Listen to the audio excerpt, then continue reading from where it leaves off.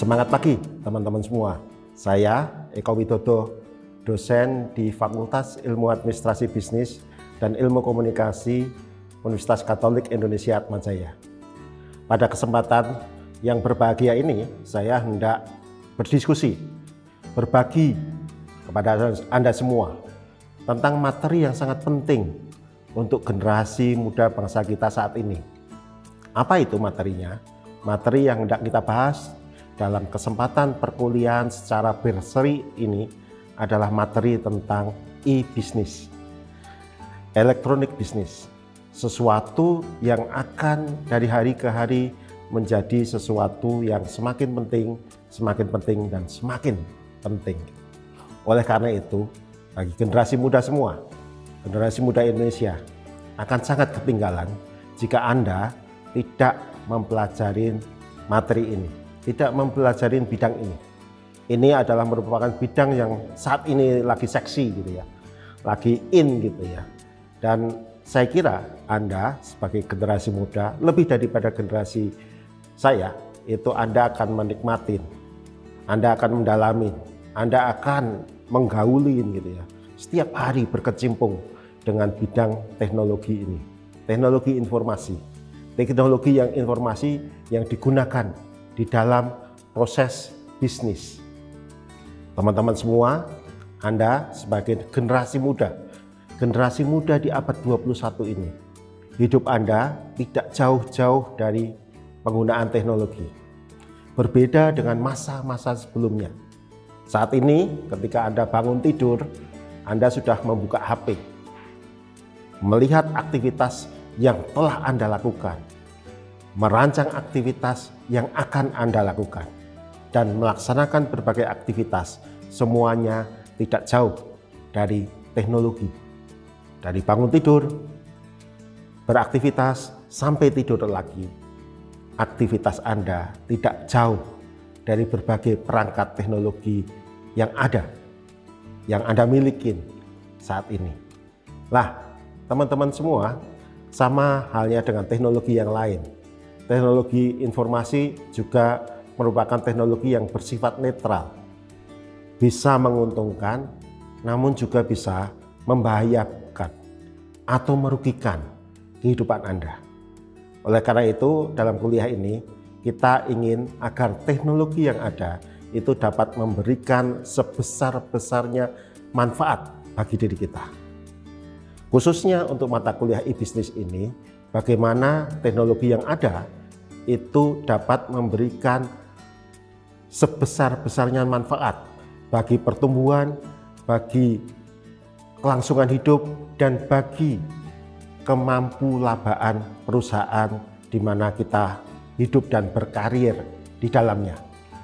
Nah, teman-teman semua, bagian pertama dari mata kuliah e-business ini akan saya mulai dengan kita melihat terlebih dahulu berbagai tantangan dan peluang perkembangan teknologi, khususnya teknologi informasi di Indonesia saat ini, di Indonesia di tahun 2022 ini.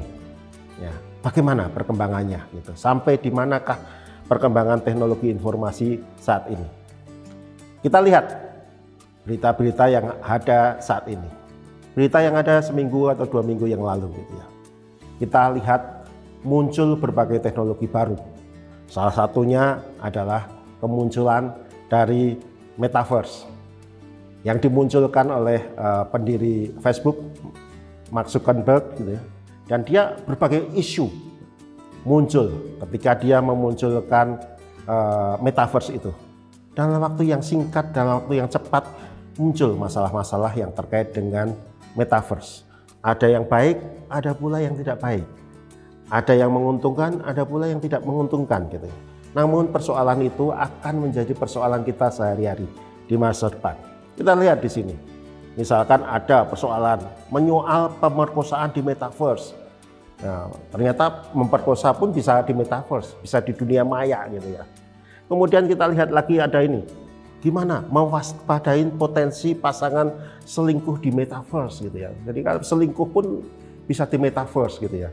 Anda dulu di zaman anak-anak muda itu selingkuh itu sembunyi-sembunyi pakai apa sembunyi dari orang tua dan sebagainya. Sekarang itu selingkuh pun bisa lewat metaverse gitu ya. Bagaimana merasakan selingkuh di metaverse itu sesuatu yang mungkin bahkan nggak kebayangkan di generasi saya sebelumnya, di generasi saya minimal nggak kepikiran gitu gimana mau selingkuh di metaverse gitu. Metaverse itu seperti apa kita nggak ngerti gitu ya. Ya, jadi itu banyak masalah-masalah yang muncul ya. Dan lagi misalkan ini berita terakhir dari Mark Zuckerberg, dia bilang bahwa metaverse memungkinkan kita untuk nanti membangun universal language translator, penerjemah bahasa universal. Apa artinya? Artinya adalah Anda nggak perlu belajar bahasa asing. Anda cukup mengucapkan bahasa Anda sendiri, mesin yang ada di depan Anda itu langsung menerjemahkan ke bahasa yang diinginkan. Ya, di mana makin lama makin bagus sistem penerjemahannya. Anda bisa bayangkan kalau ini terjadi gitu ya. Ya, betapa bahasa-bahasa akan kembali lagi. Ya, orang nggak perlu lagi belajar bahasa asing gitu ya. Cukup misalkan saya orang Jawa, cukup aja belajar bahasa Jawa gitu ya. Sudah bisa ditranslate kemana-mana gitu ya, ke seluruh penjuru bahasa di dunia ini gitu ya. Dan itu akan membawa disrupsi banyak hal gitu ya. Sudah nggak ada lagi misalkan penerjemahan, nggak ada lagi sekolah bahasa, nggak ada lagi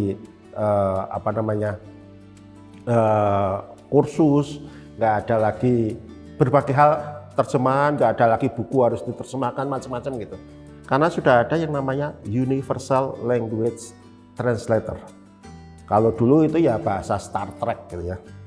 Pada film-film Star Trek itu Anda bisa menggunakan bahasa Inggris Anda, tapi kemudian diterjemahkan langsung menjadi bahasa Klingon gitu ya. Bahasa alien gitu ya. Memungkinkan itu. Nah, memang saat ini teknologinya masih dalam perkembangan, tapi teman-teman semua sama halnya dengan teknologi yang lain. Yang namanya teknologi itu makin lama makin sempurna, makin lama makin bagus. Anda bisa lihatlah, misalkan dulu itu kalau ngetik pakai MS Word yang versi awal gitu, ya cuma gitu-gitu aja, masih banyak kekurangan, masih banyak keterbatasan gitu. Tapi makin lama makin bagus, makin lama makin sempurna. Begitu pula teknologi-teknologi yang lain. Ya. Itu salah satunya adalah kemunculan metaverse.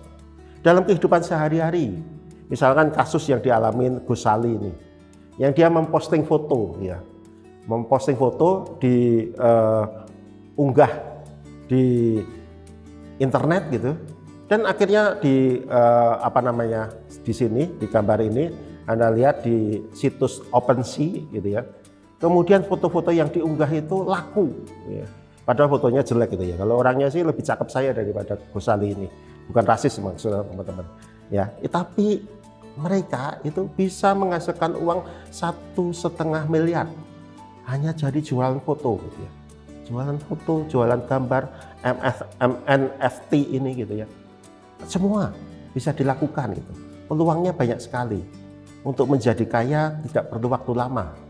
Yang perlu adalah Anda anggap, Anda adaptif, Anda cepat menggunakan teknologi ini, ya, mengembangkannya untuk berbagai hal yang hampir tidak terbatas, ya, batasnya. Gitu. Atau Anda lihat ini misalkan, bahkan acara-acara yang sakral pun misalkan itu sudah masuk metaverse gitu, ya. Misalkan di sini ada yang namanya pernikahan secara metaverse, gitu. Nikah secara metaverse. Dulu hal itu kebayang aja enggak gitu. Tapi metaverse yang baru muncul setahun yang lalu gitu sudah merambah kemana-mana, sudah merambah ke berbagai bidang kehidupan. Nah, saya di Unikat Majaya juga mengajar di prodi pariwisata, dan salah satu yang terdampak dengan metaverse ini salah satunya adalah di bidang pariwisata. Misalkan industri pariwisata.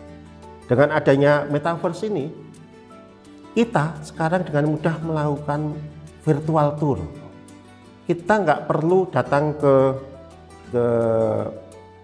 Mesir untuk menyelusurin lorong-lorong piramid. Kita bisa melaksanakan dari sini untuk menelusurin lorong-lorong piramid yang katanya gelap, yang katanya menakutkan, yang katanya penuh kutukan itu ya. Anda selusurin ini ya. Anda coba dulu ya. Sebelum Anda datang ke tempat sebelumnya, sebenarnya tempat fisiknya Anda nikmatin dulu di metaverse. Jalan-jalan dulu di piramid secara metaverse. Begitu Anda sudah tahu, sudah apa, ingin dalamin lagi, oke, menjadi lebih efisien nanti Anda di sana. Anda udah tahu gambarannya tentang tempat yang Anda kunjungi, bentuknya kayak apa. Anda ingin romantisan di Menara Eiffel, Anda bisa kunjungin dulu Menara Eiffel di metaverse gitu ya. Kunjungin dahulu, nikmatin dahulu, baru nanti ke yang realnya gitu ya. Kemudian Anda juga misalkan ini di virtual hotel gitu. Dulu yang hotel itu kalau menawarkan berbagai fasilitas hanya lewat brosur. Apa artinya lewat brosur? Lewat brosur hanya dicetak di 2 dimensi. Tidak bisa dinikmatin gitu ya. Namun dengan metaverse ini, dengan virtual hotel Anda bisa datang ke hotel itu, menikmatin, melihat seluruh pelosokannya, pelosok hotel itu secara virtual gitu ya. Setelah Anda merasa cocok, baru Anda booking. Bookingnya juga nggak sulit, tinggal pencet-pencet jadi gitu ya, di manapun gitu ya. Kemudian juga kuliah gitu ya. Kuliah bisa dilakukan secara virtual gitu ya. Ya, Anda kuliah dengan siapa, di mana, virtual gitu ya. Dulu kalau misalkan Anda kuliah gitu, kemudian tiba-tiba, wah, saya ingin mengunjungi pabrik, jam ini ingin mengunjungi pabrik baja gitu. Jam berikutnya mau mengunjungi kebun kelapa sawit gitu ya. Wah, jaraknya jauh. Perlu waktu 2 hari atau sehari untuk pindah dari satu lokasi ke lokasi yang lain. Namun, jika Anda kuliah dengan menggunakan metaverse, virtual excursion ini, maka Anda bisa dengan cepat gitu ya, pindah dari satu lokasi ke lokasi lain. Dari bagian produksi di pabrik, misalkan pabrik baja gitu, kemudian ke bagian pemasaran, kemudian pindah makan ke unit bisnis yang lain, misalkan ke bagian pabrik kelapa sawit, dengan tinggal pindah-pindah gitu ya. Nggak perlu transport, nggak perlu tenaga, nggak perlu biaya yang cukup banyak, semuanya bisa dinikmatin terlebih dahulu. Ya, ini adalah keunggulan-keunggulan yang ditawarkan nanti ketika kita hidup di zaman metaverse. Semuanya bisa dinikmatin terlebih dahulu, dicicipin terlebih dahulu secara virtual sebelum kita masuk ke yang real. Dan saat ini teman-teman, hampir semua perusahaan besar di dunia itu masuk ke metaverse market map ini. Semua, Anda bisa lihat Facebook, semua perusahaan Sony, OpenAI, semua AMD, semuanya adalah masuk ke situ. Ini sudah menjadi ekosistem tersendiri. Semua perusahaan berlomba-lomba masuk ke dalam dunia metaverse ini. Berlomba-lomba mengembangkan dunia metaverse ini. Nah, kalau kita tidak turut dalam ajang ini, apa yang terjadi? Yang terjadi jelas dan pasti kita akan ketinggalan. Ya, kita akan tertinggal. Gitu. Kita nggak akan bisa beraktivitas sama dengan yang lain. Gitu. Kenapa? Mereka sudah beraktivitas dengan menggunakan perangkat yang lain. Gitu. Coba bayangkan teman-teman, kalau sekarang itu tiba-tiba Anda itu tidak menggunakan smartphone atau handphone Anda dimatikan. Apa yang terjadi? Anda hampir nggak bisa kerja kok. Anda nggak bisa kerja, nggak bisa melakukan aktivitas apapun. Atau di zaman dulu, ya, zaman dulu misalkan listrik dimatiin gitu ya, listrik mati gitu. Apa yang terjadi? Yang terjadi ketika listrik mati, Anda nggak bisa kerja, nggak bisa belajar, nggak bisa hidup. Kita tidak tinggal di zaman purba. Ya, zaman purba nggak ada listrik, kita bisa hidup, kita bisa tumbuh, kita bisa berkembang, kita bisa melakukan beraktivitas gitu ya. Ya. Gajah Mada Hayam Wuruk itu bisa jadi raja tanpa satupun menggunakan fasilitas listrik gitu. Tapi sekarang tiba-tiba nggak ada listrik. Apa yang terjadi? Anda nggak bisa apa-apa.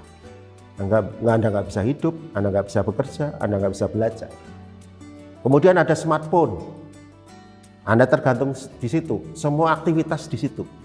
Nah ke depan, teknologi depan, teman-teman, itu setelah teknologi PC yang booming, kemudian digantikan oleh teknologi smartphone, gitu ya, yang sekarang udah kita nikmatin bersama. Tapi teknologi yang tidak berkembang di masa depan, dalam waktu yang dekat ini, tidak jauh-jauh, yaitu akan muncul teknologi metaverse ini. Mungkin Oculus yang biasa digunakan di metaverse ini akan menjadi perangkat yang kita pakai sehari-hari. Oke, teman-teman semua, kita tahu metaverse telah menjadi hal yang lumrah ya di masa depan yang dekat ini. Dalam beberapa tahun seperti kita lihat tadi, telah banyak perusahaan yang turut serta untuk mengembangkan metaverse ini. Dan dalam waktu dekat, kemungkinan hampir semuanya. Oculus yang biasa digunakan oleh teman-teman yang beraktivitas pakai metaverse, nantinya sudah menjadi alat yang biasa kita gunakan seperti kita gunakan smartphone yang kita pakai sehari-hari ini. Itu jadi alat yang tidak bisa lepas dari diri kita. Ya, Anda tahu sendirilah, Anda mungkin boleh ketinggalan dompet di rumah gitu, tapi Anda nggak mungkin ketinggalan HP gitu. Ketinggalan dompet di rumah, Anda masih nggak masalah gitu. Anda masih bisa melakukan berbagai hal, aktivitas lain, misalkan pembayaran dan sebagainya pakai smartphone Anda gitu. Tapi kalau Anda ketinggalan smartphone, Anda hampir nggak bisa melakukan banyak aktivitas lagi. Ya. Mau naik kereta aja udah nggak ada peduli lindungi gitu. Di mana peduli lindunginya gitu ya. Nah, ini teman-teman, metaverse ini ada 3 layer, ya, yaitu dunia fisik, dunia antara, dan dunia virtual. Ya, semuanya digabungkan, ya, menggabungkan antara dunia fisik dan dunia virtual. Kalau saat ini, ya, yang terjadi sebagian besar aktivitas kita itu antara dunia fisik dan dunia virtual itu merupakan dunia yang terpisah. Namun di masa depan teman-teman, antara yang fisik dan virtual itu sudah embedded, sudah menyatu jadi satu dengan metaverse ini. Nah, teman-teman, bagaimana peluang metaverse atau ekonomi virtual ini di masa depan? Di Indonesia khususnya. Kita tahu, kita saat ini memiliki jumlah penduduk 277 juta. Dan saat ini jumlah HP atau jumlah smartphone yang terkoneksi saat ini itu jumlahnya adalah 370 juta. Artinya apa? Artinya lebih banyak HP daripada jumlah penduduk. Ya, banyak orang yang memiliki lebih dari 1 HP. Ya, jumlahnya perbandingan antara penduduk dan jumlah pemakai HP atau smartphone itu adalah 133%. Lebih banyak ya pemakainya. Dan kita lihat sekarang bagaimana dengan pengguna internet. Pengguna internet kita itu sekarang sudah mencapai 73%. Ya, 204. Hampir seluruh penduduk di Indonesia itu sudah melek internet, teman-teman. Ya, sudah menggunakan internet untuk aktivitas sehari-hari, untuk aktivitas bekerja, untuk aktivitas belajar, maupun untuk aktivitas hidup. Dan penggunaan internet ini dipercepat, diperbesar dengan adanya pandemi selama 2 tahun ini. Ya, pandemi ini membawa dampak positif dalam arti apa? Mempercepat proses digitalisasi atau munculnya ekonomi digital di Indonesia. Karena dulunya yang namanya belajar itu ya belajar di kelas gitu. Belajar virtual secara masif, secara dipaksa, secara dilakukan di seluruh tanah air baru terjadi ketika ada pandemi gitu. Dan itu bisa dilaksanakan gitu. Sampai pandemi selesai ternyata ya sukses-sukses saja gitu. Hampir semuanya bisa menikmatin pembelajaran lewat online ini. Nah, kemudian kalau kita lihat ini peluangnya, berapa sih jumlah pengguna internet di masa depan? Kita lihat dari sensus penduduk terakhir gitu ya. Kita lihat bahwa jumlah penduduk yang masuk sebagai baby boomer ya, itu tinggal 11,5%. Baby boomer itu generasi saya sama ayah saya ya. Namun sebagian besar itu sudah merupakan generasi milenial, generasi Z, dan generasi post. Ya. Artinya apa? Jumlah penduduk Indonesia yang muda, yang menguasai internet, yang menguasai teknologi, itu sudah lebih besar daripada generasi yang tidak mengenal atau tidak menguasai internet. Maka tidak salah jika di masa depan semua aktivitas yang ada di negeri ini itu semuanya sudah terkoneksi dengan internet. Tinggal menunggu waktunya aja. Ya, semuanya wajib internet. Ya. Anda lihat misalkan tahun depan atau tahun ini ya, tahun depan Anda lihat Menteri Keuangan Sri Mulyani telah mengeluarkan instruksi misalkan bahwa nomor KTP itu sama dengan nomor pajak NPWP. Akibatnya apa? Semua penduduk Indonesia adalah wajib pajak karena nomor KTP sama dengan nomor pajak. Akibatnya apa? Semua transaksi itu dimonitor. Semua transaksi Anda bisa dimonitor. Akibatnya apa? Akibatnya ya semakin banyak lagi aktivitas-aktivitas yang terkait dengan ekonomi digital ini. Nah, namun demikian tantangan selain ada peluang juga ada tantangannya. Ya, tantangan dibagi menjadi 4 gitu katakanlah. Dari sisi teknologi, dari sisi orangnya, dari sisi tata kelolanya, dan dari sisi impact-nya gitu ya. Nah, Indonesia dibanding negara ASEAN yang lain itu ternyata kita masih berada dalam kondisi sedang. Artinya nggak buruk-buruk amat. Kemampuan literasi digital kita itu tidak buruk-buruk amat dibanding dengan beberapa negara di wilayah ASEAN. Ya, namun demikian, tentunya ada banyak tantangan yang menjadi PR kita bersama. Agar sekali lagi seperti saya katakan di awal kuliah tadi, adalah teknologi ini dapat memberi manfaat yang sebesar-besar buat diri kita, buat masyarakat kita. Apa yang tantangan yang masih menjadi PR bagi kita, ya, bagi kita semua untuk mengembangkan ekonomi digital ini? Yang pertama adalah regulasi belum komprehensif, ya, regulasinya belum matang, ya. Dan memang di bidang teknologi ini di seluruh dunia, bukan hanya di Indonesia sebenarnya, bahwa yang meregulasi sesuatu yang berubah terus itu memang susah. Ya, kita meregulasi bidang metaverse gitu ya. Nah, barangnya aja masih berubah, masih berkembang. Gimana meregulasinya, gimana mengaturnya? Itu memang masih di dalam perdebatan. Regulasi selalu terjadi, regulasi selalu tertinggal dari peristiwanya. Peristiwanya sudah kemana, sudah berkembang jauh, baru ada regulasinya. Begitu ada regulasinya, peristiwanya sudah berubah, peristiwanya sudah berbeda, masalahnya sudah berbeda, apa yang dihadapi sudah berbeda. Itulah yang namanya teknologi. Ya.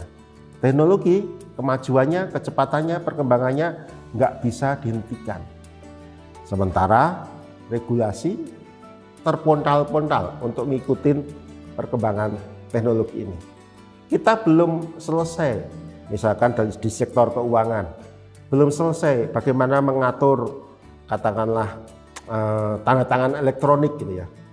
Belum selesai, apakah tanda tangan elektronik itu sah dalam transaksi atau tidak, boleh digunakan atau tidak, apa yang harus dilakukan, syarat-syarat apa agar tanda tangan elektronik atau katakanlah e-materai itu sah gitu.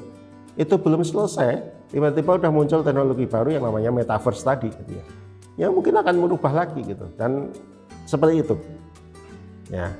Kemudian yang kedua adalah masalah yang dihadapin adalah tingginya cyber attack. Ya. Pencurian data, penyalahgunaan data, ya dengan menggunakan perangkat teknologi ini tinggi gitu ya. Kenapa tinggi? Karena malingnya semakin canggih. Ya. Sementara aparat kita juga terpontal-pontal untuk mengikutinya gitu ya. Nah, terpontal-pontal, kewalahan untuk mengikutinya. Kenapa kewalahan untuk mengikutinya? Ya karena setiap hari berubah gitu ya. Ini cyber attack ini banyak sekali yang terjadi. Anda bisa melihatlah di pemilu di Amerika 2016 yang lalu gitu ya. Waktu Donald Trump itu diangkat jadi presiden, itu pun bisa diserang oleh hacker dari Rusia gitu ya. Kalau negara Amerika saja bisa diserang, apalagi Indonesia gitu ya. Kemudian munculnya illegal shadow banking. Banyak orang yang memanfaatkan berbagai hal ini ya, untuk kepentingan mereka. Kenapa untuk kepentingan mereka? Karena belum diatur. Ya, bank-bank digital, bank-bank ilegal, pinjaman ilegal, pinjaman online ilegal macam-macam bermunculan. Ya, kenapa bisa bermunculan? Ya karena belum ada aturannya. Kenapa belum ada aturannya? Ya gimana mengatur sesuatu yang masih berkembang, masih berubah terus. Ya, contohnya pinjol lah gitu, yang meresahkan banyak orang saat ini. Kemudian tantangan yang lain sebenarnya potensi terhadap PDB kita masih kecil. Jadi ekonomi digital kita sebenarnya masih kecil. Semuanya masih didominasi oleh ekonomi yang tradisional. Ya.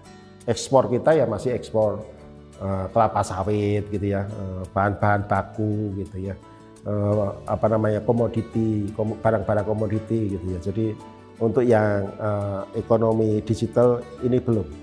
Oleh karena itu, arah kebijakan yang dilakukan adalah kita harus selalu mendukung pertumbuhan aset digital. Jangan menutup diri. Karena kita nggak mampu menggunakan metaverse, kemudian melarang metaverse di Indonesia. Jangan. Nanti yang terjadi kita akan semakin ketinggalan. Jadi dukung segala hal yang baru gitu ya. Kemudian hati-hati untuk menjaga pelaku usaha yang sehat. Ya, prinsip kehati-hatian gitu. Ya, membuka bank, pinjaman online, melakukan transaksi secara online harus dilakukan secara hati-hati. Kemudian kita harus protektif untuk melindungi kepentingan konsumen. Ya, konsumen ini juga susah karena konsumen menghadapi badai informasi, badai teknologi yang sangat besar sekali. Ya, bagaimana kita melindungi orang-orang ini? Jangan sampai dia dimanfaatkan. Ya. Kemudian juga dalam membuat regulasi harusnya tidak ada tumpang tindih, pertentangan antara satu sektor dengan sektor lain, antara satu kementerian dengan kementerian yang lain. Dan kemudian jangan menciptakan peluang arbitrase. Ya, arbitrase itu memberikan peluang orang lain untuk jadi calo, ya, menjadi calo. Ketika ada calo, misalkan dalam setiap transaksi, kemudian ada calo, biasanya yang dirugikan adalah entah produsen atau konsumen, karena ada perantara ini. Gitu. Nah, teknologi internet ini sebenarnya menghilangkan perantara ini. Ya, kalau bisa konsumen langsung ke produsen atau produsen langsung ke konsumen, tidak ada perantara ini gitu ya. Nah, jangan sampai ada perantara ini ya, jangan menciptakan peluang-peluang untuk orang menjadi calo dalam berbagai hal. Ketika ada calo, maka kemudian akan ada peluang-peluang penyalahgunaan ya, berbagai penyalahgunaan bisa terjadi jika dimungkinkan adanya calo ini. Oke teman-teman, setelah kita tadi melihat gambaran yang makro, gambaran luas, gambaran tentang ekosistem di mana e-bisnis ini, kemungkinan e-bisnis ini tumbuh dan berkembang di Indonesia, Sekarang kita akan bahas masuk ke materi kuliah tentang e-business ini. Sama dengan materi-materi kuliah yang lain, materi kuliah e-business ini akan dimulai dari pengantar. Akan dimulai dari introduksi, ya, pengantar tentang e-business. Untuk mengantarkan kita semua tentang bagaimana atau apa e-business itu. Ya. Seperti kita ketahui teman-teman, ya, bahwa e-business ini merupakan bidang yang berkembang sangat cepat sekali gitu ya. Misalkan pada tahun 1994 itu e-commerce yang kita kenal sekarang ini itu belum ada. Ya, Tokopedia, kemudian transaksi elektronik itu belum ada gitu. Tahun 1994 itu belum ada. Teknologi yang paling canggih kemungkinan ya cuma PC, kemudian ATM gitu, itu udah dianggap canggih gitu ya. Namun teman-teman, ya, dari yang tidak ada, dari yang nggak ada itu namanya Tokopedia, yang namanya Amazon, namanya macam-macam itu nggak ada. Namun sekarang di tahun 2020, 25 tahun kemudian, dari yang nggak ada itu kemudian tumbuh berkembang dengan kecepatan dan peningkatan yang luar biasa. Anda tahu teman-teman bahwa jumlah konsumen e-business yang tahun 1994 itu nggak ada.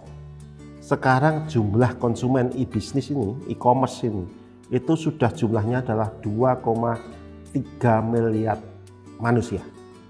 Sepertiga penduduk bumi itu adalah merupakan pengguna pelanggan daripada e-business. Ya. Dan ini untuk sektor bisnis saja itu jumlah uang yang berputar di situ itu sudah mencapai 5 triliun dolar. 5 triliun US dollar, bukan 5 triliun rupiah.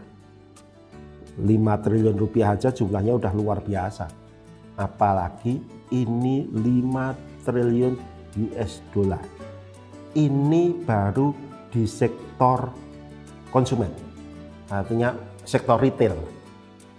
Namun seperti kita ketahui bahwa e-commerce ini juga digunakan oleh sektor bisnis. Transaksi bisnis to bisnis itu sekarang juga sudah menggunakan e-commerce, sudah menggunakan e-business. Dan sektor ini, sektor bisnis ini telah menghabiskan sekitar 27 triliun dolar Amerika. Jumlah yang luar biasa banyaknya. Ya. Jadi Anda bisa melihat ya, betapa banyak jumlah barang, jumlah jasa yang berputar, yang beredar di alam e-commerce ini saat ini. Transaksi yang dilakukan lewat laptop, lewat handphone, lewat smartphone, dan lewat perangkat yang Anda miliki. Jumlahnya luar biasa dan meningkat terus-menerus. Perkembangan berikutnya, dalam 10 tahun terakhir ini aja gitu ya, perangkat telepon, smartphone, perangkat seluler yang ada itu telah meningkat luar biasa jumlahnya dan semakin banyak digunakan untuk berbagai hal. Handphone Anda itu menjadi yang namanya alat serbaguna, tidak hanya untuk memotret, tidak hanya untuk telepon, tidak hanya untuk ngirim SMS, tapi untuk menyimpan dan menggunakan segala aktivitas Anda. Segala aktivitas Anda digunakan untuk itu. Ke dokter, konsultasi pakai handphone, belanja pakai itu, kuliah pakai itu, nonton hiburan, nonton film pakai itu, healing pakai itu, semuanya pakai itu. Ya, semuanya pakai itu, baru handphone. Belum nanti kalau metaverse lebih masif lagi penggunaannya. Dan sekarang ini ya, berbagai transaksi tradisional dulu secara pelan namanya pasti itu telah digantikan oleh aplikasi-aplikasi yang Anda pakai saat ini. Nggak ada lagi sekarang itu orang katakanlah di jalan gitu, nelpon perusahaan taksi, taksi saya telepon, jemput saya jam sekian di sini gitu, nggak ada. Semuanya itu pakai handphonenya masing-masing, udah pesen entah taksi entah apa, jalan. Ya. Nggak ada sekarang ini misalkan booking hotel itu harus sebulan sebelumnya gimana keliling dari satu hotel ke hotel lainnya gitu, nggak ada. Semuanya sudah pakai aplikasi. Ya, nggak ada sekarang ini agen perjalanan atau penjual tiket pesawat gitu ya. Dulu zaman saya masih muda gitu, di sepanjang jalan Casablanca di Jakarta itu banyak kanan kiri itu agen pesawat terbang. Ya, ketika kita tidak berpergian pakai pesawat terbang, biasanya kita beli tiket di situ. Gitu. Sekarang nggak ada, hampir nggak ada. Semuanya dari mana? Dari perangkat telepon Anda, gitu. Pesan pesawat terbang. Anda udah tahu harganya, tujuannya, macam-macamnya. Lebih cepat, lebih mudah, lebih murah. Ya. Itu yang terjadi. Ya. Nah, perkembangan berikutnya itu adalah selain tadi perangkat seluler yang semakin mendominasi, yang juga besar itu adalah cloud computing, kemampuan komputer untuk menyimpan data, menyimpan informasi. Semuanya ada sekarang. Ya. Hampir teman-teman kalian semua menyimpan datanya adalah di cloud, di awan. Nggak tahu tempatnya di mana. Sehingga yang namanya hard disk, yang namanya itu sudah nggak obsolete lah, menjadi kadaluarsa gitu ya. Karena yang namanya hard disk, sebesar apapun hard disk itu kapasitasnya terbatas. Tapi yang namanya komputasi awan, cloud ini ya batasnya nggak jelas gitu, batasnya unlimited, hampir tidak ada batasnya. Anda bisa menyimpan apapun gitu. Ya. Anda nyari informasi sekarang kemana? Ya, ke Google gitu. Semua informasi dari Google. Ya, saya nggak ngerti kenapa Google itu dicari. Kenapa Google itu menjadi pinter banget gitu ya, Mbah Google itu ya. Kuliahnya di mana dia? Nggak tahu gitu ya. Ya, dia pinter. Kenapa? Karena semua data disimpan di situ.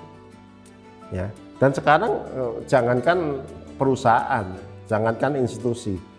Ya, anak-anak SMA, anak-anak SD itu dia nyimpan, dia ngirim materi kuliah, materi sekolah, materi macam-macam disimpan di situ. Nggak ada zamannya sekarang udah hard disk gitu, semuanya cloud. Ya. Nah, perangkat seluler, perangkat teknologi yang ada saat ini telah menjadi mesin serbaguna, mesin segalanya yang digunakan baik untuk bisnis, untuk beriklan misalkan, untuk belanja, ya, untuk konsumsi, melakukan berbagai hal, untuk membaca atau mencari informasi, untuk mengakses media, dan untuk berbagai hal yang lain. Dan tanpa sadar, teman-teman semua, perangkat-perangkat ini telah merubah perilaku hidup kita. Bukan hanya perilaku konsumsi, bukan hanya perilaku bagaimana kita membeli suatu barang, tapi perilaku kita sehari-hari. Ya. Waktu tidur kita, aktivitas kita, apapun yang kita lakukan tergantung dari perangkat ini semua sekarang.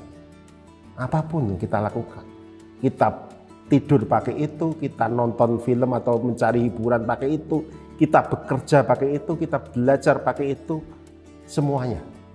Dan perilaku kita sebagai manusia semakin jauh daripada perilaku manusia-manusia kita sebelumnya.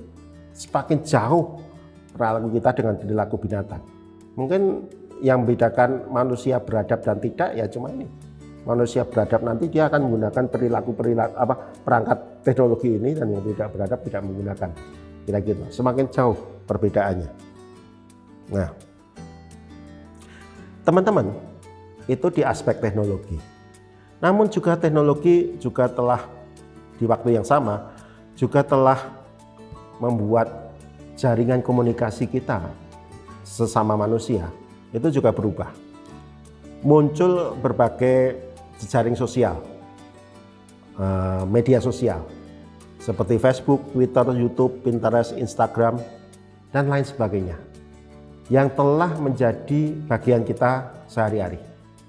Tidak ada waktu di mana dalam satu hari gitu Anda tidak membuka Facebook, Instagram, WhatsApp atau yang lain. Ya. Bahkan banyak aktivitas yang Anda lakukan ya tergantung sama YouTube. Ya. Dulu anak saya itu kalau nonton televisi ya nonton televisi gitu ya. Sekarang televisi nggak pernah ditonton. Kenapa? Nontonnya YouTube semua. Jadi udah tinggal pilihannya itu unlimited lagi. Ya. Sudah gitu. Nah kita rebutan dengan ini, ya rebutan dengan YouTube itu untuk meraih perhatian dari konsumen gitu ya.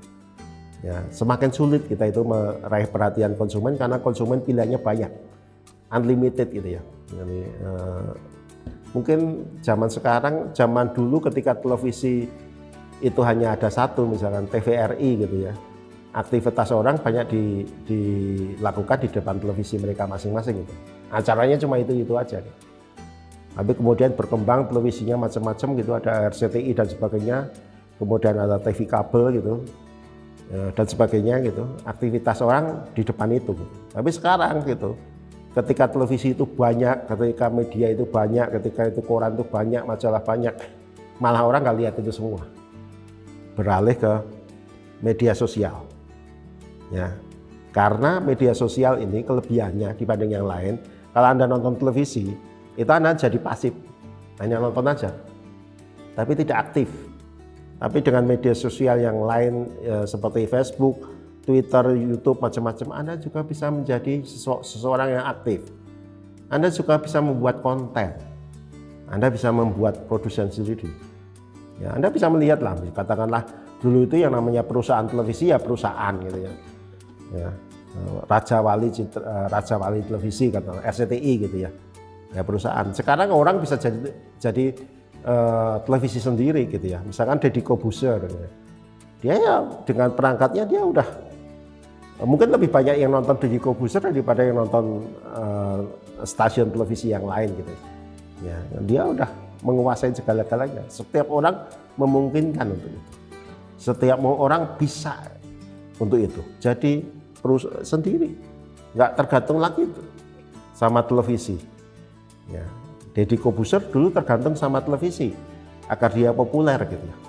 Tapi sekarang nggak perlu, dia sendiri bisa mempopulerkan dirinya sendiri.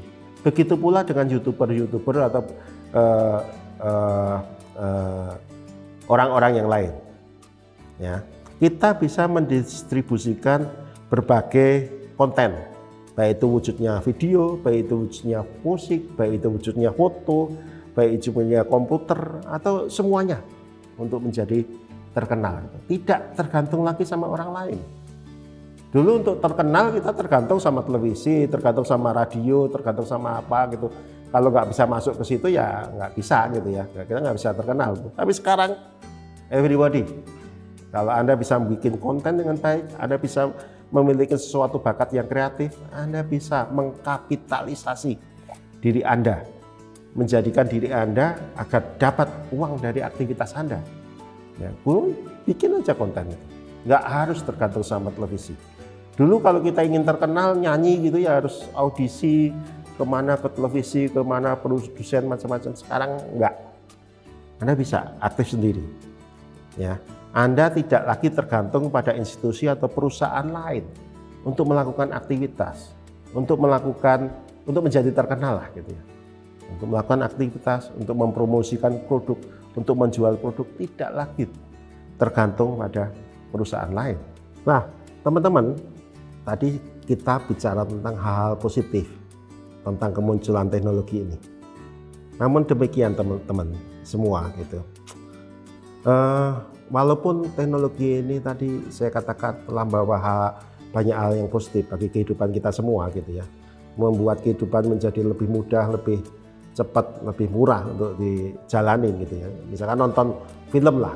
Sekarang kita lebih murah gitu. Nonton di Netflix itu lebih murah pilihannya banyak gitu ya. Jadi hidup menjadi lebih nyaman.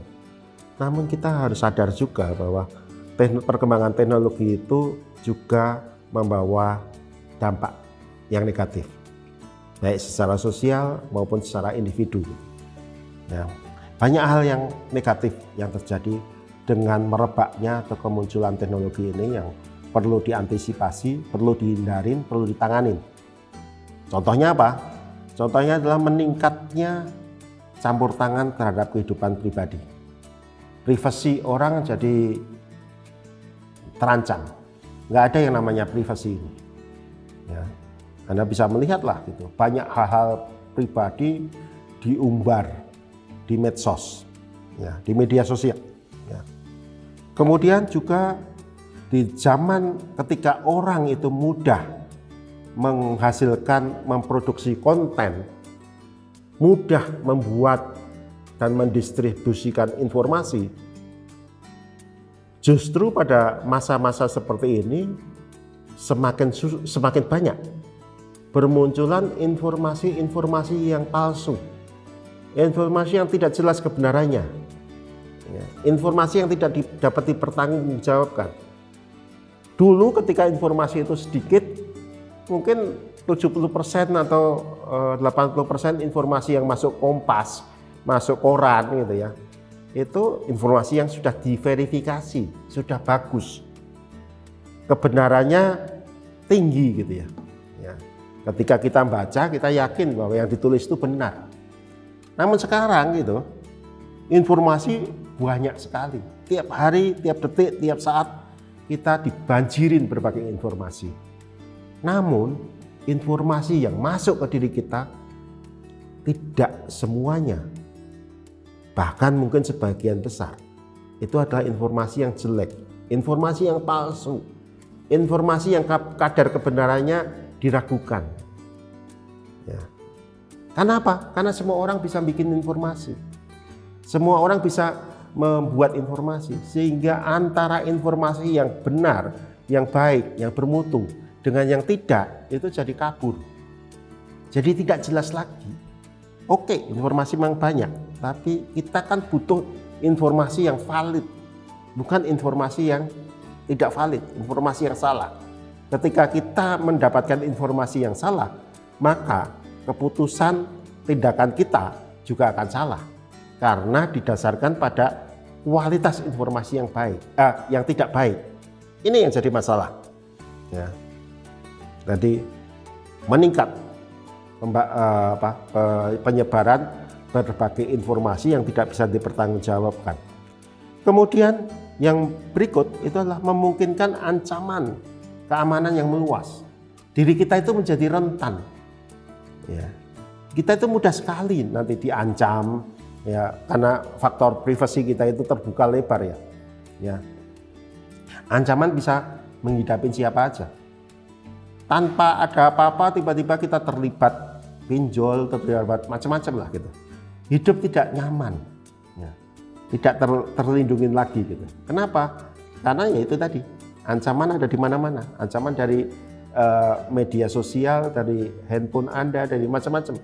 Anda bisa lihatlah berbagai penipuan yang menyasar diri Anda, yang menggunakan berbagai fasilitas teknologi ini. Semakin lama semakin banyak. Ya. Dan berikutnya adalah sekarang ini juga muncul raksasa bisnis semacam Google, Facebook, Amazon dan sebagainya yang semakin membesar. Dan ini membawa dampak buruk buat umat manusia. Kenapa? Karena kemudian kekuasaan, sumber daya itu terkonsentrasi di sedikit perusahaan atau sedikit orang. Mereka memonopoli segalanya. Ya. Anda bisa melihatlah kasus bahwa Presiden Donald Trump, ya, Presiden Amerika yang merupakan negara terkuat di dunia, itu bisa terpental daripada di Twitter gitu. Namanya presiden nggak berdaya dengan Twitter. Ya. Kenapa? Karena presiden kalah dengan perusahaan. Perusahaan pemilik Twitter itu lebih berkuasa daripada Presiden Amerika Serikat, katakanlah. Ya, perusahaan-perusahaan besar ini. Ya. hidup dikuasai oleh perusahaan-perusahaan besar ini, bukan oleh negara. Ya.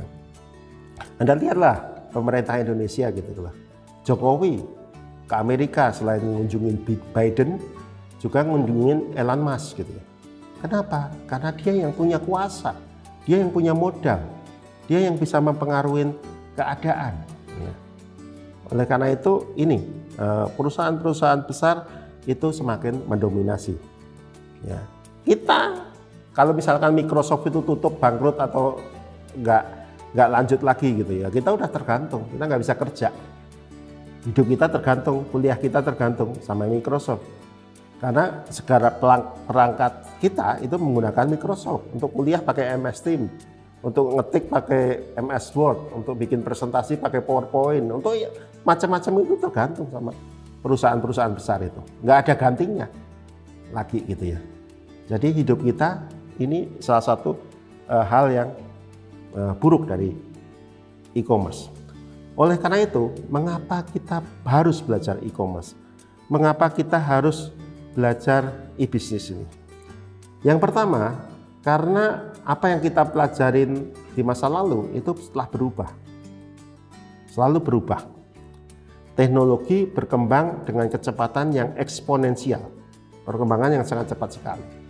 Kalau Anda nggak belajar sesuatu yang baru ini, ya Anda ketinggalan. Saya zaman kuliah nggak ada yang namanya PowerPoint kayak gini-gini, nggak ada. Lulus gitu ya.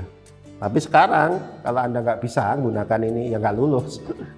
Ya, itu yang terjadi. Nggak bisa menggunakan teknologi, ya ketinggalan. Dulu orang hanya bisa ngetik cetak-cetik nggak masalah. Sekarang harus bisa menggunakan berbagai perangkat. Ya. Lah, perkembangan teknologi ini juga seperti saya katakan di awal kuliah tadi, itu juga memberikan banyak peluang bagi kita yang kreatif untuk menciptakan bisnis atau model bisnis baru. Bisnis atau model bisnis baru. Banyak hal yang tadinya belum ada, sekarang ada. Ya. Yang tadinya kecil menjadi besar gitu. Ya. Yang tadinya ada sekarang menjadi tiada gitu. Ya. Karena apa? Karena e-commerce ini, karena perkembangan teknologi ini. Anda cari sekarang itu mesin ketik manual udah nggak ada. Kenapa? Ya karena udah digantikan. Anda pakai kamera pakai pita seluloid itu sudah nggak ada. Karena digantikan oleh kamera digital. Tapi kamera digital dan sebagainya itu memunculkan berbagai hal yang baru, memunculkan berbagai profesi baru yang dulunya nggak ada. Kuliah seperti yang saya lakukan saat ini, ya di layar kamera gitu ya, disimpan gini. Wah, dulu hanya bisa dilakukan oleh TVRI. Hanya orang kecil aja, sebagian kecil aja yang bisa melakukan seperti itu, sangat kecil. Ya. Namun sekarang everybody, bahkan Anda bisa membuat materi seperti yang saya lakukan saat ini dengan cepat, dengan mudah, dengan murah. Banyak peluang bisnis tercipta. Ya. Ini kemunculan banyak hal yang baru ini tentunya ini mengganggu bagi yang sudah ada. Banyak perusahaan terganggu. Misalkan apa? Koran gitu ya, surat kabar terganggu. Ya, susah sekarang tumbuh dan berkembang surat kabar. Kenapa? Konsumen udah beralih. Nggak ada lagi yang pagi-pagi itu baca koran gitu ya. Nggak ada baca Facebook, baca smartphone-nya. Ya, nggak ada lagi. Majalah terganggu. Nggak ada orang repot-repot beli majalah gitu ya. Ya, misalkan. Dan banyak hal-hal yang lainnya. Ya, kemunculan e-bisnis ini memang memunculkan banyak hal yang baru. Namun juga telah menghancurkan berbagai bisnis lama. Oleh karena itu sekali lagi teman-teman, ini pentingnya Anda belajar e-bisnis ini. Agar Anda dapat memanfaatkan berbagai hal yang baru dan menghindari kehancuran. Ya, tidak masuk ke bisnis-bisnis yang telah hancur. Kita lihat secara sekilas ini adalah pertumbuhan teknologi dalam umat manusia. Anda lihat, ya, di awal peradaban itu perkembangan teknologi di saat ini cepat sekali gitu. Hampir tegak lurus gitu, pertumbuhannya. Kalau kita lihat dari perkembangan seluruh manusia gitu, umat manusia. Ketika umat manusia masih di tataran di bawah 1 miliar gitu seluruh dunia gitu ya. Teknologinya ya paling banter itu ya apa namanya? Mesin uap gitu ya. Tapi kemudian sekarang tumbuh berbagai hal. Sampai mobil pun, internet, kemudian cepat banget ya. Teknologi itu berkembang belajar. Karena perkembangan yang cepat inilah maka kita perlu belajar. Ya. Nah, kemunculan ini itu mendasarin berbagai inovasi yang bermunculan. Inovasi baru yang bermunculan saat ini tidak jauh dari e-bisnis. Ya, berbagai hal baru yang bermunculan ini. Bidang bisnis baru juga munculnya tidak jauh-jauh dari bidang e-bisnis ini. Semuanya terkait dengan e-bisnis ini untuk berbagai bidang yang baru. Oleh karena itu, dalam waktu 1 dekade, 10 tahun atau 20 tahun ke depan akan banyak hal baru muncul, tapi hal baru itu munculnya tetap aja di sekitar e-bisnis dan teknologi informasi ini. Ya. Nah, oleh karena itu abad ke-21 ini nantinya sampai akhir menjelang abad 22 nanti gitu ya, maka segala kehidupan kita itu akan terjadi, akan tumbuh, akan berkembang di sekitar kehidupan digital. Metaverse dan sebagainya akan terus berkembang, tapi di sekitar itu. Yang konyolnya itu adalah arah perkembangan ke depannya itu belum ada petanya, belum dipahamin sepenuhnya oleh umat manusia. Arahnya kemana sih? Belum. Walaupun arahnya tetap di seputar digital, tapi arah ke depannya kemana kita nggak ngerti. Untuk itu sekali lagi saya katakan, kita perlu belajar terus-menerus terhadap hal ini. Kalau Anda tidak mewaspadai, kalau Anda tidak mempelajari hal ini, maka kemudian bukannya kita akan mendapatkan manfaat, tapi justru kita bisa hancur karena teknologi ini gitu ya. Jadi untuk hati-hati teknologi ini. Nah, kemudian juga teman-teman semua, kita mempelajari e-commerce dalam rangka melihat peluang. Susah saya katakan, peluangnya unlimited. Namun juga risiko-risiko yang terkait dengan teknologi ini juga unlimited. Risikonya juga luar biasa, risikonya juga besar. Perusahaan yang hari ini tumbuh bisa jadi dalam waktu 2-3 tahun mendatang itu hilang. Jadi tidak stabil.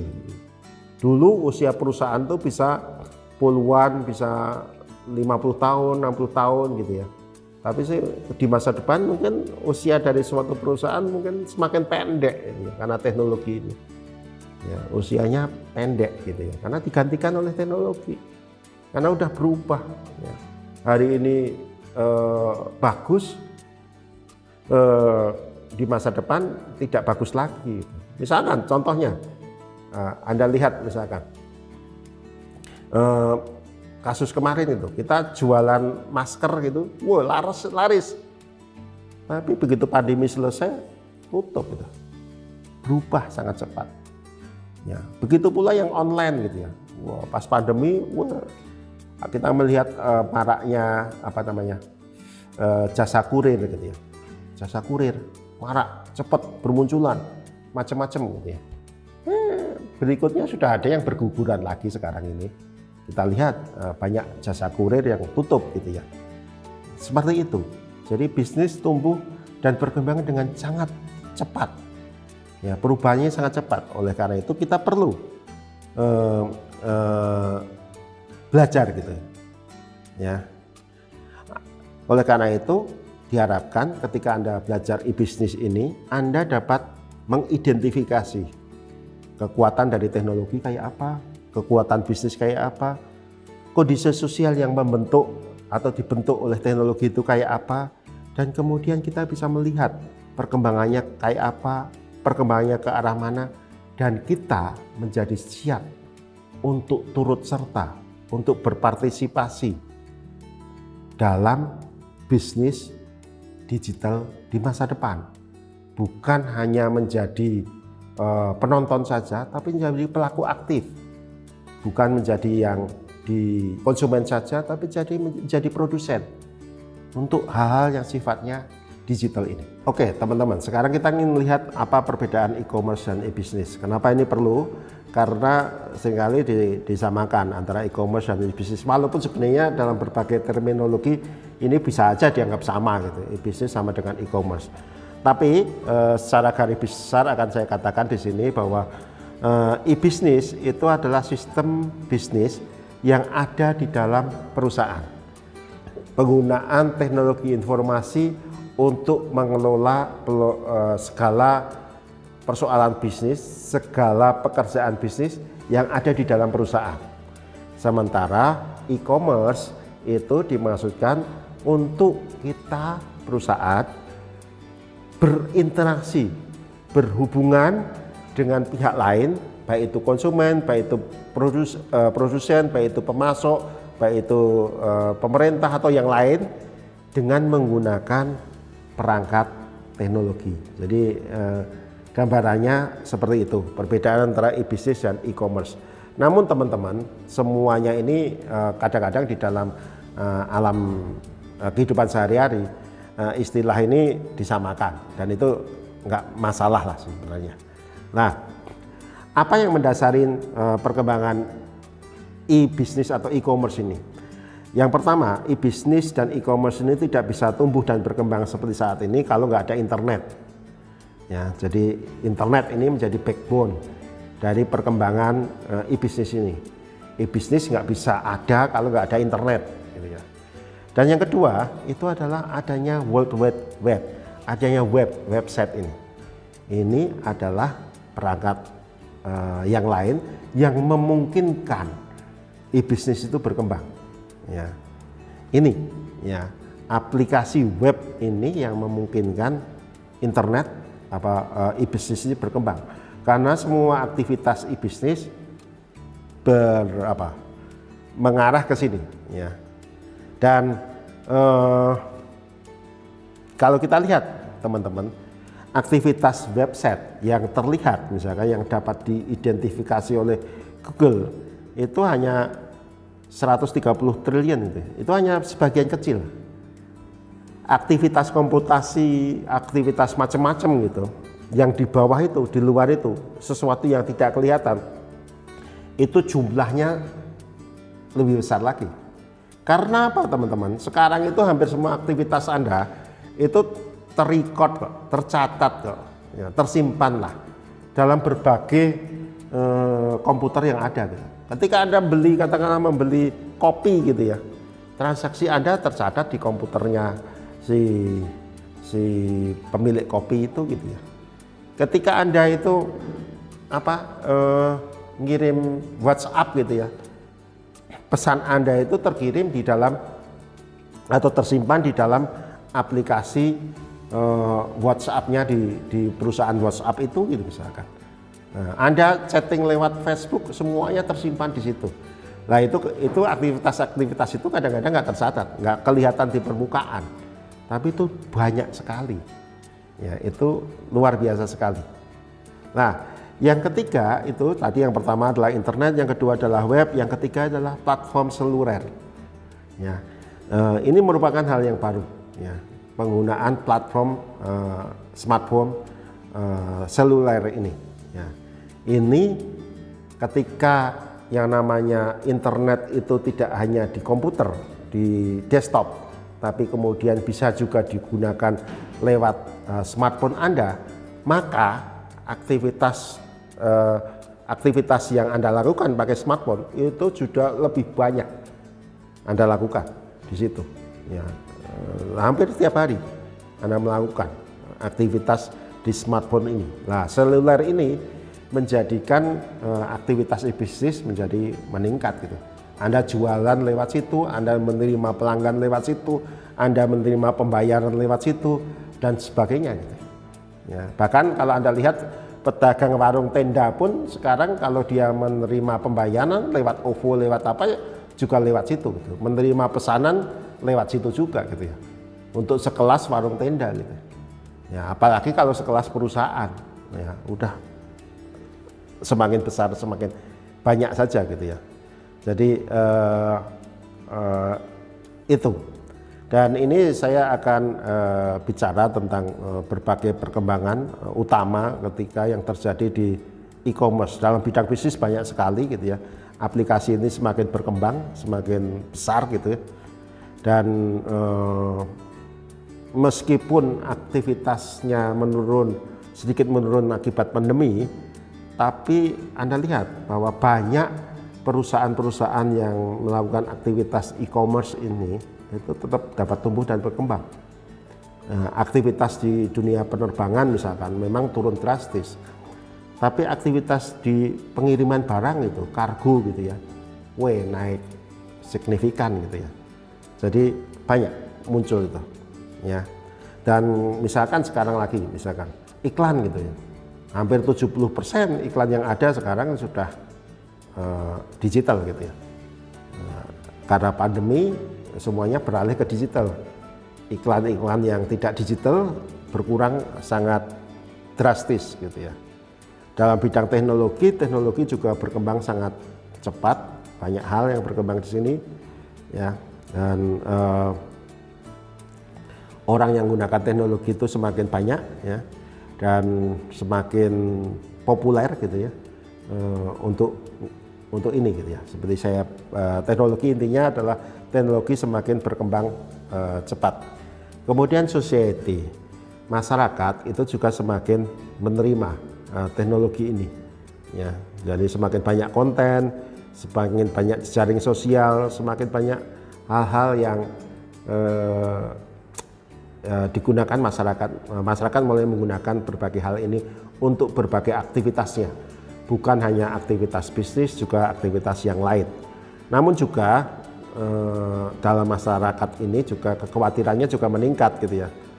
Kekhawatiran akan penyalahgunaan, kekhawatiran akan privasi, kekhawatiran akan spam, kekhawatiran akan kedaulatan informasi dan sebagainya, itu juga meningkat gitu ya di masyarakat gitu ya. Lah juga ada kekhawatiran yang lain gitu ketika semuanya di digital gitu. Yang sangat menjadi kekhawatiran besar itu adalah bahwa ada kekhawatiran dari masyarakat kita bahwa ketika semuanya ketika mesin itu bisa melakukan segala sesuatu, maka pekerjaan yang tadinya dikerjakan oleh manusia kemudian menjadi dikerjakan oleh mesin. Dan ini menjadi kekhawatiran yang luar biasa yang di masa depan itu tetap muncul gitu. Karena seperti kita tahu gitu ya bahwa mesin itu semakin lama semakin sempurna. Mesin selalu semakin lama semakin bisa melakukan pekerjaan dengan lebih akurat ya daripada manusia. Anda aja misalkan Anda menghitung saja sudah jarang menghitung pakai kepala, Anda pakai kalkulator gitu, lebih cepat, kalkulator lebih akurat. Ya, untuk hal yang lain Anda akan banyak nanti pekerjaan manusia mulai ditinggalkan dan dialihkan. Misalkan lah dulu transaksi perbankan gitu, hampir kantor-kantor cabang perbankan itu menyusut malahan. Kenapa? Karena digantikan oleh mobile banking yang lebih cepat, lebih murah, lebih mudah gitu ya daripada kantor cabang itu. Oleh karena itu banyak pekerjaan yang digantikan. Ini adalah salah satu masalah sosial yang muncul ketika menggunakan teknologi. Oke, sekarang tiba saatnya kita bahas kenapa sih teknologi informasi ini sedemikian hebat sehingga mampu merubah bisnis di dunia saat ini, ya. Merubah landscape bisnis di dunia saat ini. Apa sih? Mengapa ini lebih unggul daripada teknologi tradisional? Mengapa sih ini lebih unggul daripada cara berbisnis tradisional di masa lalu? Kenapa sih ini? Nah, ini ada beberapa hal yang perlu kita dalamin untuk melihat apa keunggulan teknologi ini dibanding ke bisnis tradisional lah, gitu ya, yang tidak menggunakan teknologi informasi, gitu ya. Salah satunya adalah ubiquity. Ya. E-commerce ini memiliki ciri bahwa dia itu tersedia di mana-mana. Ya. E-commerce ini kalau Anda menggunakan e-commerce, itu transaksi yang Anda lakukan itu bisa dilakukan di mana-mana. Di tempat tidur, di kamar mandi, di rumah, di mana aja bisa Anda bertransaksi. Kenapa? Karena ya tersedia di mana-mana. Anda butuh apa ya saat itu Anda bisa pesan di situ, gitu ya. Ini membebaskan diri Anda dari keterbatasan ruang fisik. Anda nggak, katakanlah gitu ya, Anda di Jakarta pengen misalkan empek-empek Palembang gitu ya, nggak perlu datang ke Palembang, pesen aja lewat situ ya. Maka kemungkinan Anda bisa melakukan berbagai hal, berbagai transaksi bisnis, berbagai aktivitas yang berasal dari berbagai tempat yang berbeda-beda. Zaman dulu nggak dimungkinkan kita hadir di dua tempat pada waktu yang sama, gitu ya. Sekarang dimungkinkan, gitu. Ya. Saya sendiri kadang-kadang menghadirin rapat secara virtual 2 atau 3 rapat sekaligus, gitu ya. Ya, sambil rapat A, rapat B, rapat C gitu sekaligus. Kenapa itu bisa dilakukan? Ya karena ada di mana-mana.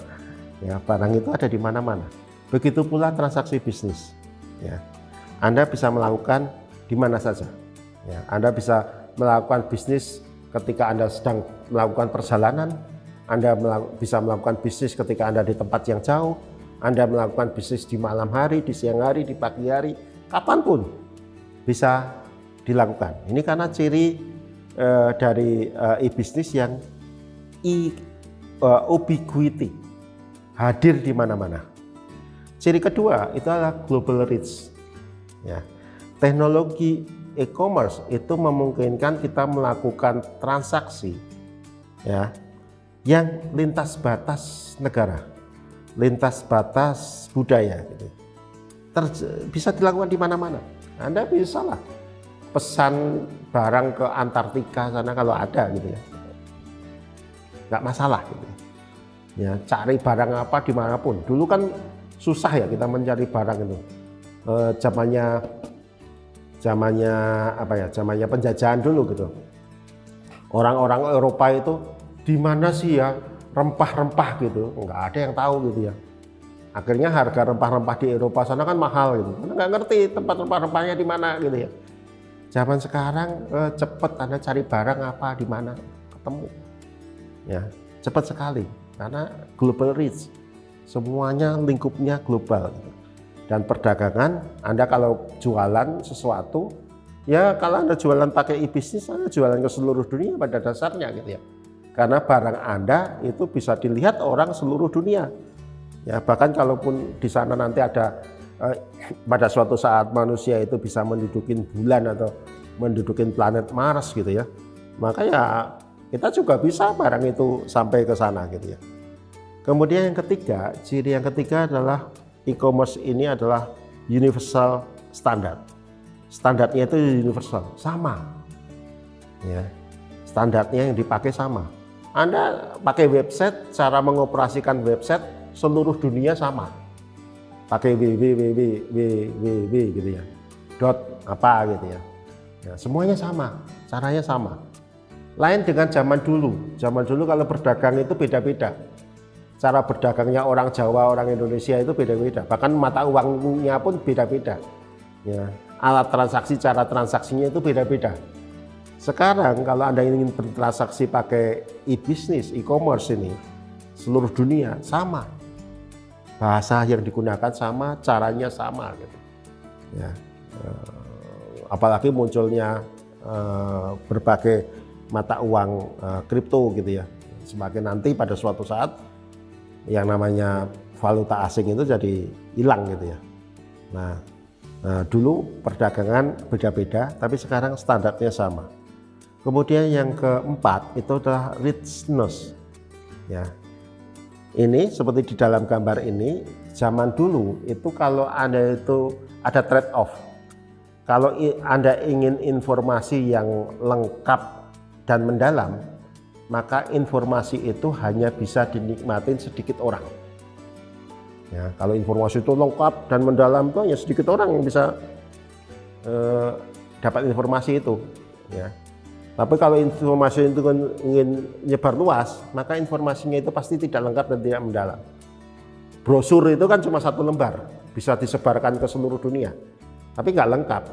Mau lengkap harus nyebarin buku, manual book gitu ya. Nah, ya nggak mungkin kita nyetak banyak-banyak, jadi ada keterbatasan. Misalkan manual book yang ribuan halaman gitu ya, itu dikirimkan, disebarkan gitu ya, biayanya luar biasa. Namun sekarang teman-teman, dengan adanya e-commerce, e-business ini, manual book yang ribuan halaman gitu ya, bisa Anda kirim ke semua orang di seluruh dunia ini dengan gratis. Masukkan aja ke web, informasinya sudah lengkap, sudah mendalam dan menyebar luas. Zaman dulu kalau informasi yang lengkap dan luas itu hanya bisa dinikmatin lengkap dan mendalam itu hanya dinikmati sedikit orang. Namun sekarang informasi yang lengkap dan mendalam bisa dinikmati oleh banyak orang. Anda bisa mengupload, membaca buku, katakan buku e-business dari halaman 1 sampai halaman 1000 di sini banyak. Tinggal mau aja gitu, mau atau tidak gitu ya. Ya. Ini yang dimaksud dengan richness. Yang kelima itu adalah interactivity. Tidak seperti perangkat di zaman dahulu yang hanya satu arah. Zaman sekarang itu e-business, perangkat teknologi yang ada yang digunakan saat ini, Anda bisa 2 arah. Ya. Anda bisa 2 arah. Anda bisa merespon, Anda bisa dialog, Anda bisa memberikan tanggapan terhadap apa yang disampaikan. Interactivity, ya, dimungkinkan. Ya. Dulu yang namanya dagang itu jualan itu ya Anda cuma jualan aja gitu, searah gitu ya, dikirim barang dari sana ke tempat Anda. Tapi sekarang itu Anda bisa tawar menawar. Ya, Anda bisa tanya dulu, Anda bisa chat. Ya, misalkan beli di Tokopedia gitu, itu bisa tawar menawar, bisa chat dulu ini barangnya kayak apa, macam-macam, lengkap. Ya, interactivity, tidak searah. Yang ke-6 itu adalah information density. Ya. Anda dengan menggunakan ini, maka informasi itu jadi padat. Anda nggak perlu tempat untuk menyimpan atau melakukan aktivitas-aktivitas yang nggak perlu. Misalkan gitu ya, mencatat transaksi gitu, nggak perlu. Tokopedia, ada transaksi di Tokopedia, Anda sebagai vendor, sebagai pedagang di situ, Anda nggak perlu bikin laporan sendiri gitu. Udah ada, udah disimpan aktivitas Anda, udah diproses aktivitas Anda. Ya. Anda misalkan pengeluaran di perbankan misalkan, nggak perlu Anda nyatat pemasukan pengeluaran macam-macam gitu, bisa salah malahan. Tapi di e-banking Anda udah tercatat lengkap seluruh transaksi di situ gitu ya. Anda tinggal download aja gitu ya. Ya, bulan ini uang yang masuk berapa, uang yang keluar berapa, semuanya tercatat secara lengkap dan detail. Kadang-kadang real time gitu ya. Real time itu ya pas saat itu juga gitu ya.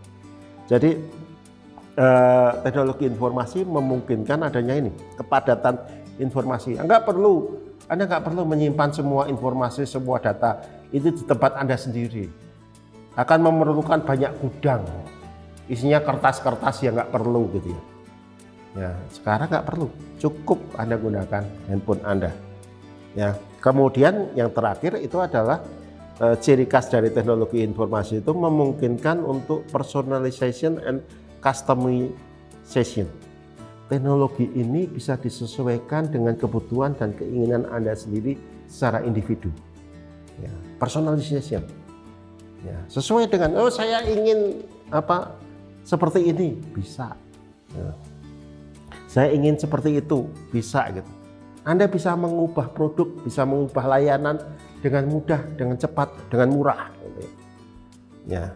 Anda bisa sebagai individu katakanlah, saya bisa pesan sekarang, saya ingin sepatu Nike yang warnanya campuran antara kuning, merah, jingga gitu. Bisa Anda pesan di situ sesuai dengan keinginan Anda. Ya. Bisa dibikinkan dengan cepat. Pabrik sepatu Nike sekarang memungkinkan itu. Kalau dulu nggak memungkinkan. Dulu mau tidak mau ya kalau sepatunya adanya ini, kalau nggak mau ya ambil, kalau mau ambil, kalau nggak mau ya udah gitu ya. Sekarang enggak. Anda bisa pesan secara detail sesuai dengan kebutuhan Anda. Itu ya dimaksud dengan personalization and customization. Teknologi ini memungkinkan melayani pelanggan, memenuhi permintaan, memenuhi kebutuhan dan keinginan pelanggan secara personal. Ya, tidak sama, tidak seperti zaman Henry Ford dulu, ketika dia menghasilkan pabrik mobil Ford di awal abad 20 misalkan. Dia mengatakan bahwa Anda boleh memilih mobil warna apa saja, asalkan warna itu hitam. Ya itu artinya nggak milih gitu. Ya, karena demi efisiensi semua mobil catnya hitam. Sekarang enggak, Anda bisa memilih apa saja. Ya, ini yang berikut itu juga teknologi itu bisa dibuat bahwa konten dan jaringan yang ada itu bisa Anda buat sesuai dengan diri Anda. Ya, jadi hal-hal itu yang saya sampaikan dalam kuliah ini. Terima kasih atas perhatian dari teman-teman semua. Semoga kuliah ini, kuliah pengantar e-bisnis bagian pertama ini membawa manfaat bagi Anda semua, bagi kita semua. Mari kita belajar bersama gitu. Kita belajar terus-menerus karena dunia ini selalu berubah. Satu cara untuk menghadapi perubahan itu adalah dengan beradaptasi. Beradaptasi artinya kita belajar. Belajar artinya kita berubah. Dan marilah kita berubah tiap hari dengan belajar berbagai hal baru ini. Terima kasih teman-teman semua. Semoga ini membawa manfaat dan membuat kita dapat berubah menjadi lebih baik.